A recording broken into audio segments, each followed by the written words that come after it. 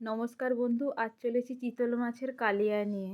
3টি কাঁচা লঙ্কা নিয়েছি, সামান্য আদা নিয়েছি, 3-4 কোয়া রসুন নিয়েছি, খানা টমেটোও নিয়েছি, 1 চামচ জিরে গুঁড়ো নিয়েছি, 1 চামচ হলুদ গুঁড়ো নিয়েছি, 1 চামচ লঙ্কা গুঁড়োও নিয়েছি। নিয়ে আমি মশলাটা আবার বেটে নেব।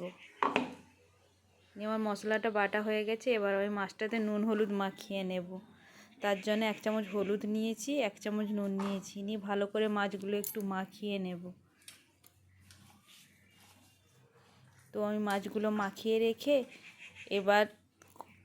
এবার আমি গ্যাসটা অন করে কড়াটা চাপিয়ে দেব।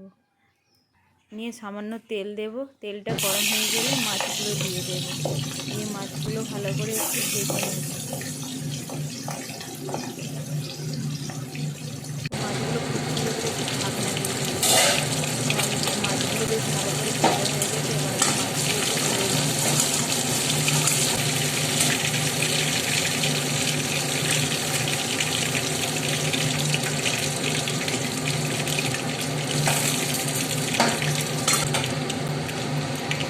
মাছগুলো তুলে নিয়ে ওই তেলেতেই আমি আবার আলুগুলোও ভেজে নিয়েছি।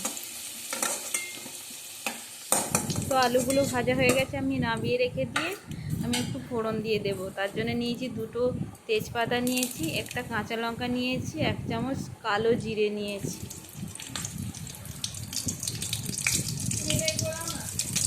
দিয়ে এবার আমি পেঁয়াজগুলো দিয়ে দেব। দিয়ে পেঁয়াজগুলো একটু এবার আমি পেঁয়াজগুলো দিয়ে দিলাম। তো পেঁয়াজগুলো একটু ভালো করে লাল লাল করে একটু ভেজে নেব। তো লাল লাল করে পেঁয়াজগুলো ভাজা হয়ে গেছে। তো আগে থেকে আমি মশলাটা রেডি করে রেখেছিলাম। রসুন, আদা, টমেটো সব পেস্ট করে রেখেছিলাম। তো সেটা দিয়ে দিলাম। তো তখন আমি একটু কাশ্মীরি মির্চা দিতে ভুলে গেছিলাম, তাই এখন একটু 1 চামচ ছোটো চামচের কাশ্মীরি মির্চা দিয়ে দিলাম। 1 চামচ নুন দিলাম। দিয়ে আবার মশলাটা ভালো করে একটু কষিয়ে নিতে হবে। ভালো করে মশলাটা একটু কষিয়ে নিয়ে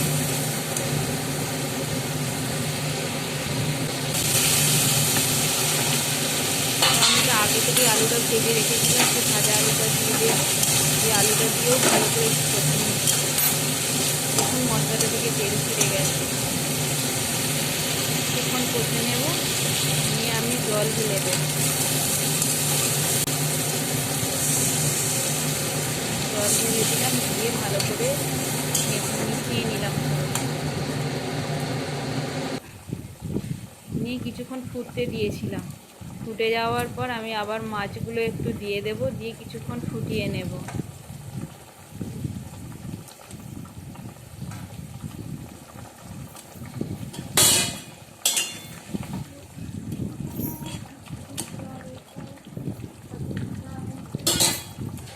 তো মাছটা দিয়েও আমি কিছুক্ষণ ফুটিয়ে নিলাম। নিয়ে নামাবার আগে একটু মেথি পাতা দিয়েছিলাম। এখন তো ধনে পাতা পাওয়া যায় না, তাই একটু মেথি পাতা দিয়েছিলাম। সেন্টটাও ভালো ছাড়বে, টেস্টটাও ভালো লাগবে। তো একটু মেথি পাতা দিয়ে দিলাম। আর সামান্য একটু গরম মশলা দিয়ে দিলাম। দিয়ে আমার রেডি হয়ে গেল আজকে চিতল মাছের কালিয়া। এবার আমি গরম ভাতে পরিবেশন করে দেব। যদি রান্নাটা ভালো লেগে থাকে তাহলে সাবস্ক্রাইব করে দেবেন চ্যানেলটা।